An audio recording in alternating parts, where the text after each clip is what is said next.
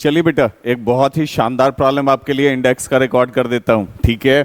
Light की रे क्या हो रही है, तो मीडियम ए से आ रही है और मीडियम बी में जा रही है। अब ध्यान रखिएगा, अगर इस नॉर्मल को देखें तो यहां बेटा ए में एंगल ज्यादा है और बी में जाते हैं टुवर्ड्स द नॉर्मल, एंगल कम हो जाती है। एंगल कम हो जाएगी बेटा, मतलब वेलोसिटी डिक्रीज कर रही है, टुवर्ड्स द नॉर्मल आ रहा है, वेलोसिटी डिक्रीज कर रही है, DECR, वेलोसिटी डिक्रीज कर रही है। तो वेलोसिटी अगर डिक्रीज कर रही है तो रिफ्रैक्टिव इंडेक्स इस मीडियम का बी का NB ये बेटा इंक्रीज कर जाएगा, ठीक है, ये इंक्रीज कर जाएगा।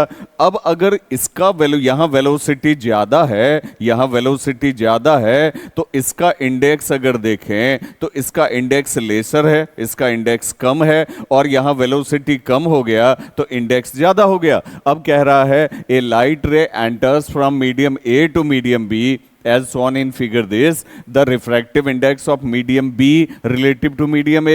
अब देखिएगा, अगर NBA लिखते हैं बेटा तो NB by NA हो जाएगा, क्योंकि इंडेक्स में सीधा लिखा जाता है, जिस मीडियम का निकालना है उसको आप न्यूमैरेटर बना लो, ठीक है। तो NB क्योंकि ग्रेटर देन NA है, न्यूमैरेटर क्योंकि ज्यादा है, इसीलिए वैल्यू ग्रेटर देन 1 हो जाएगा, ग्रेटर देन यूनिटी हो जाएगा। समझ में आ गई बात?